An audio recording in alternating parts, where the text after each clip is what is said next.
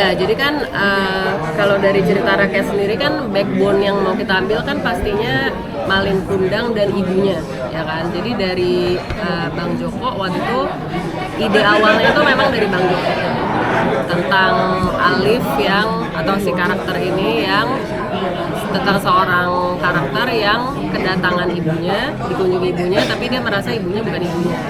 Jadi sebenarnya ide awalnya dari situ, lalu kita kembangin bareng-bareng. Aku, Bang Joko, dan Mbak Raffi. Dan waktu di dalam proses pengembangan itu yang aku suka itu kan Bang Joko juga in a way sebagai partner mendevelop cerita ini ya.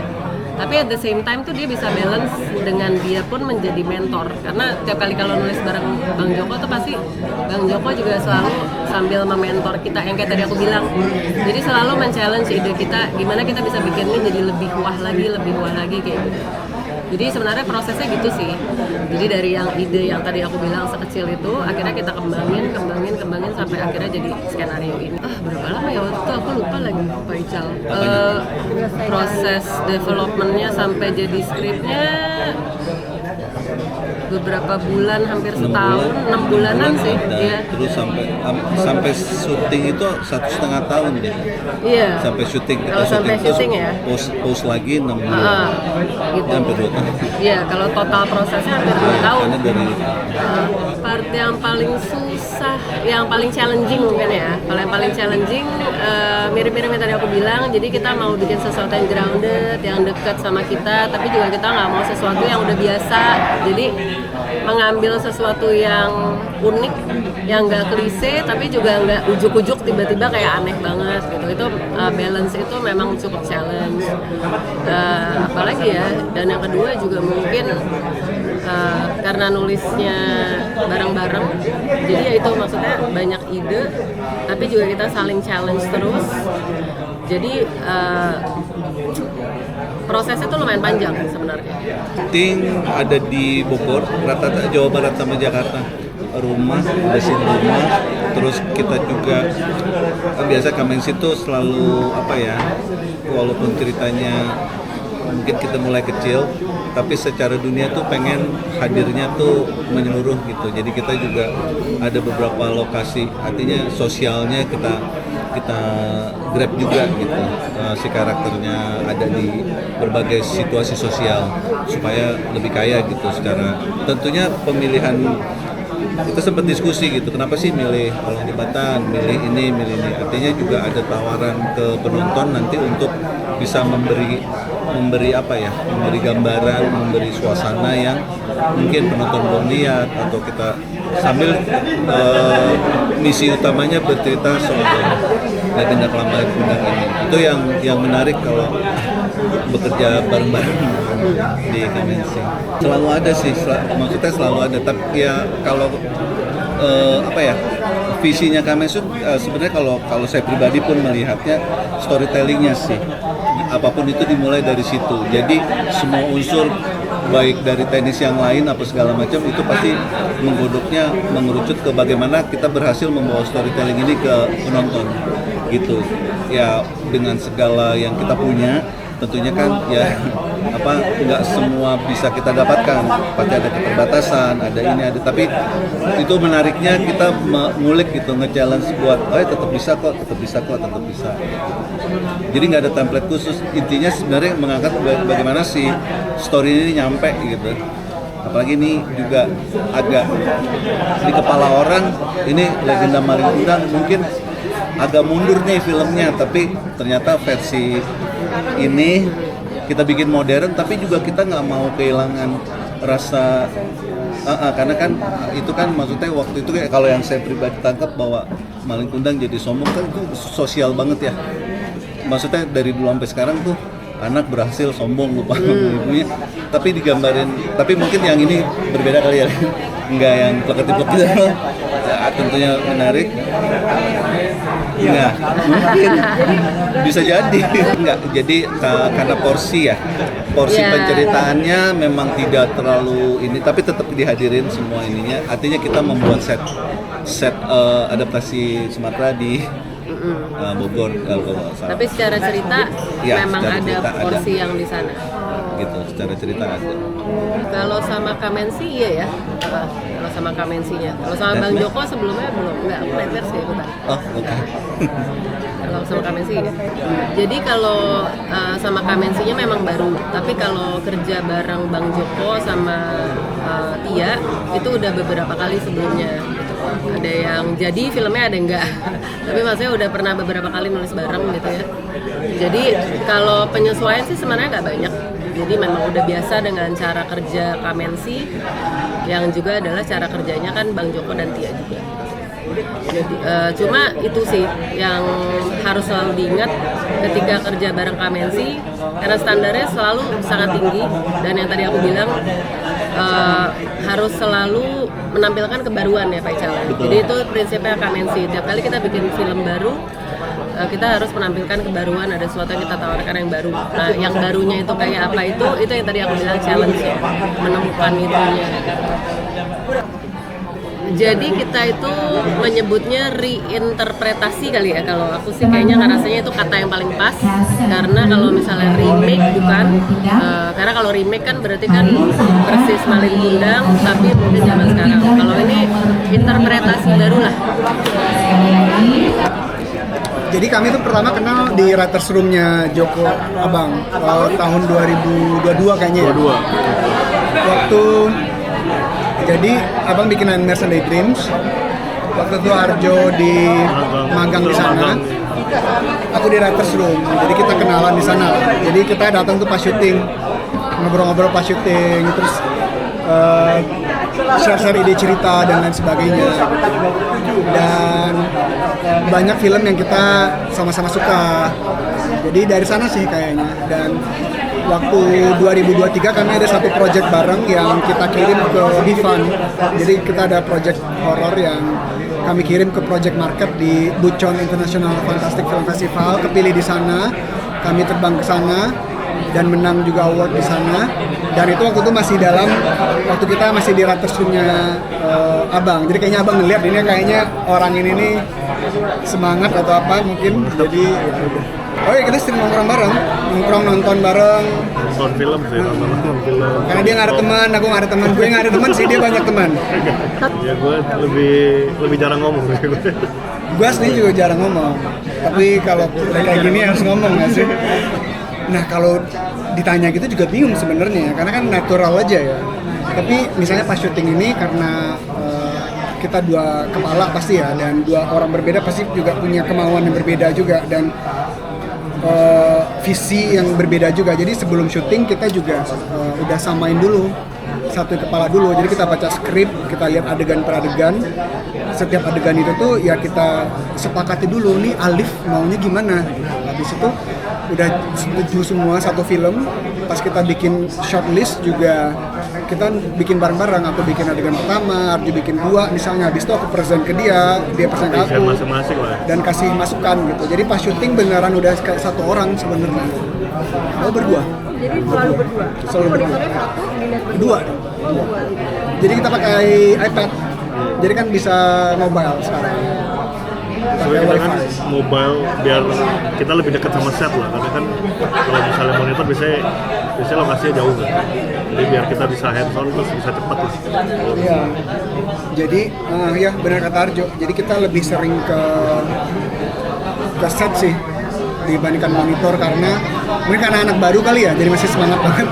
Jadi iya kayak ngedirect pemain apa-apa kayaknya lebih enak langsung kita yang ada di sana gitu, dan kita ngeliat langsung. Jadi kalau ada perbaikan atau retake ya kita bisa langsung deket ke pemain untuk ngasih masukan lagi atau gimana.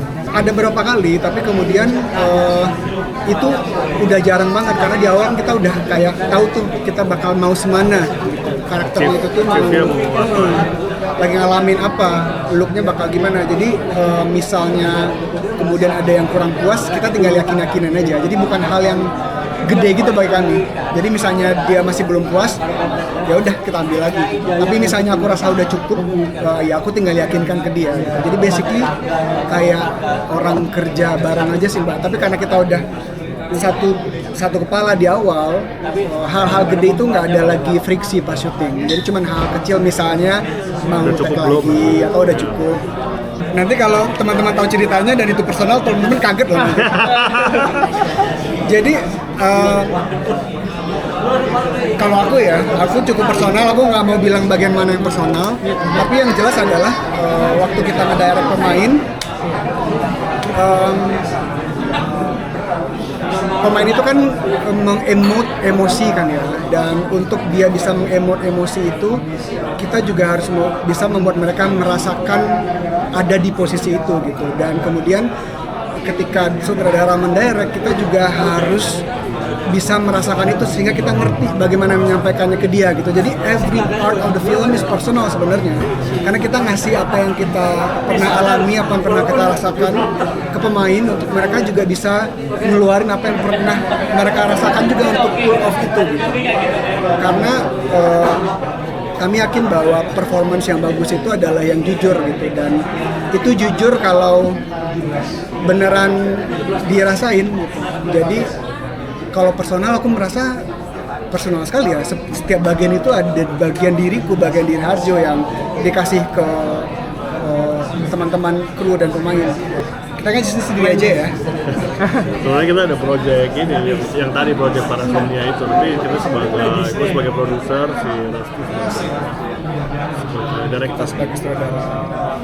Tapi untuk film pertama berdua ini sangat membantu sekali memang, karena skalanya gede banget. Ada temennya juga, jadi papa berdua kan. Aku kan dari Sumatera Barat, dekat diceritakan itu mungkin nggak langsung ya, karena kan orang tua beda-beda ya. Orang tua aku bukan jenis yang suka mendongeng, tapi kemudian mungkin dongeng itu terjadi di depan mata kali ya. Jadi apa tadi pertanyaannya Mbak? Langsung hilang. Ketika kecil gitu, sering didongengin sama orang tua, atau suka baca buku cerita rakyat, merah gitu. Kayak kalau didongengin enggak, tapi baca iya, karena dulu ayahku punya rental komik itu. Jadi ya sempat baca-baca meskipun nggak tahu ceritanya apa. Kalau kamu sendiri? dulu sih kayaknya di sekolah ada buku ini deh, buku dongeng-dongeng Timun Mas atau kawan-kawan itu, dan sering nonton animasi-animasinya juga ya waktu kecil, animasi Malang Kundang, terus dia kan biasanya ada kartun gitu. Mungkin karena festival kan platform buat biasanya buat cari kebaruan, maksudnya mereka itu kayak apa sih yang baru, apa sih terobosan yang baru, mungkin itu platform buat talenta baru ya, untuk menayangkan filmnya atau mungkin mencari investor atau untuk proyek-proyek. Kita berdua ya, kita pendem aja ya. Atau meledak.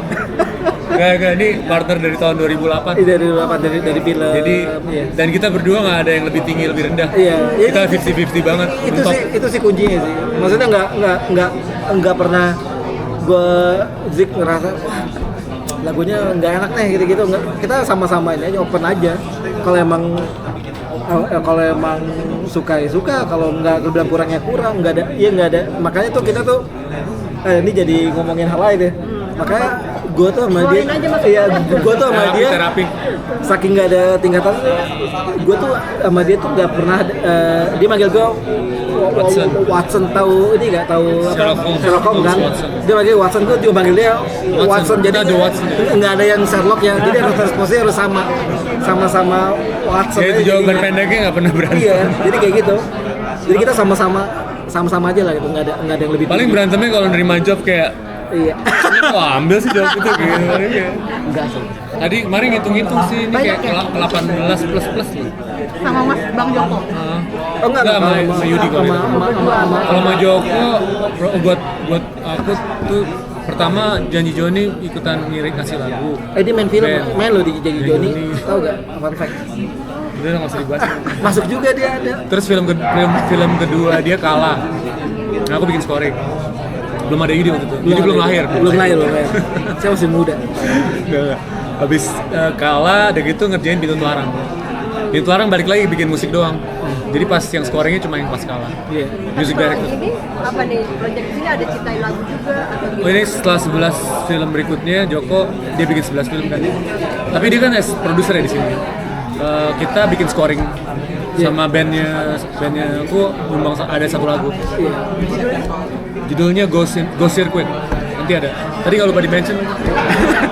Itu lagu baru atau lagu baru bandnya. Albumnya belum keluar. Di promo lagi.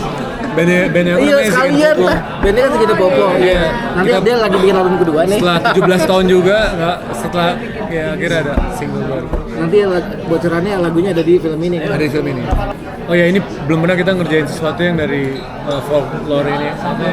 Ya kan? Cerita daerah pernah sih. Yang ada unsur daerahnya. Cerita Marlina daerah. Tapi kan bukan Oh, iya, cerita iya. legenda, ini kan Iya, legenda. benar. Pertanyaan apa seperti apa? Tantangannya. Tantangannya. Tantangannya seperti apa? Sebenarnya di awal kita nganggap ini kayak film biasa, bukan film yang nggak lihat dari folklore itu loh. Soalnya nanti pas kita nonton kan bisa di situ baru kayak lihat masuknya dari folklore di mana ya gitu. Soalnya kita nganggap itu film ya karakter, film, cerita gitu aja dulu, moodnya dan lain-lain kan. Jadi nggak mau terpengaruh dulu sih sama folklore. Kan kalau itu kan lebih ke genre ya jatuhnya apa? Ya kalau folklore itu jatuhnya lebih ke Iya, ada genre juga. Iya, lebih ke apa? Lu mau unsurnya mau apa gitu kan? Maksudnya kalau mau ngerjain musik film kan tetap kayak Zik tadi bilang emang yang utama adalah cerita kayak gimana, karakter kayak gimana. Kalau kayak bawanya folklore Itu genre-nya, iya itu tipenya. itu lebih ke tipenya aja nanti bisa kita ini yang penting adalah ya itu ini filmnya tentang apa, karakter kayak gimana gitu sih sebenarnya. Maksudnya bukan jadi pemikiran yang Iya, utama buat bukan kita. jadi pemikiran utama gitu.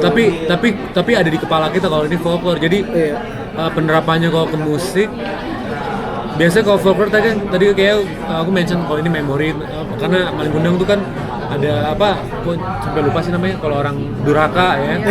Durhaka tuh kayak keyword banget kan. Durhaka, iya. Jadi batu ya kan. Iya, betul. Memori gitu kan. Jadi kayak di saat itu sih waktu kita pikir soalnya kan kita udah ngebayang filmnya belum tentu sama kayak cerita itu kan. Elemen apa motif-motif itu bisa jadi nggak ada gitu. Jadi kita tapi di memori itu ada. Jadi kita pikirnya memori nih kita ambil situ. Ada unsur Sumatera Barat. Nah, unsur Sumatera Barat karena aku juga orang Sumatera Barat, ada ibu ya. Jadi ingat-ingat masa kecil aja sih dulu lebih kita tuh nggak riset yang kayak ngadain riset penelitian serius ya. Iya. Cuma lebih kayak inget-inget pengalaman kalau aku. Terus dia juga tahu lah nada-nada Sumatera Barat. Jadi kayak kita gunain instrumen yang kita biasa kita pilih untuk film ini, terus kita masukin nada-nada instrumen nada-nada Sumatera Barat. Itu ada revisinya nggak sih? Ada revisi. Berapa banyak? Di bagian di adegan yang sulit kita revisian sih biasanya. Maksudnya bukan di adegan yang sulit Ada dalam klimaks gitu ya? ya itu yang kayak terakhir, yang adegan terakhir juga kita revisian ya teh. Tapi itu karena masukannya Rafki sama Kevin. Karena dan itu untung mereka ngasih masukan itu, mereka ngasih fresh perspektif gitu kan. Kalau menurut kita udah cukup bagus, tapi ternyata masih cukup nahan, kurang diangkat lagi gitu lah, kurang dinaikin lagi rasa endingnya gitu. Akhirnya kita buat lebih klimaks ya. Iya, betul. Jadi soundnya pun lebih dramatik gitu ya? Ya, untuk yang terakhir ya. Jadi kayak dynamic perjalanan filmnya itu dari awal ke akhir tuh mesti nonton sih, nggak mau nge-spoil ya, cuma kayak ada rasa-rasa sepertiga film ke belakang tuh intens gitu. Jadi ada lagu yang sebagai background music ya. Iya, lagu ada juga. Jadi ada 3 lagu. Soundtrack. Ada 3 lagu. Apa aja judulnya? Yang satu Ghost Circuit itu, tapi itu di credit title terakhir. Yang 2 lagi di adegan filmnya ada. Satu The Cuttons, ada band namanya The Cuttons. Itu dia Harapan 3 kalau nggak salah judulnya, pas lagi adegan masak-masak ya. Satu lagi adegan dia tersesat di klub, di jalanan di luar klub yang jedang-jedung gitu. Iya, betul. Masih kan juga kliennya kan Mbak Molly, terus Joka. Klien lagi nyebutnya klien. Kliennya Iya, klien transaksional. high class gitu. Iya. Apa? High class klien gitu. Seperti apa Itu sih? kan ininya, appearance-nya high class ya. Oh, kerja bareng mereka. Enggak high class.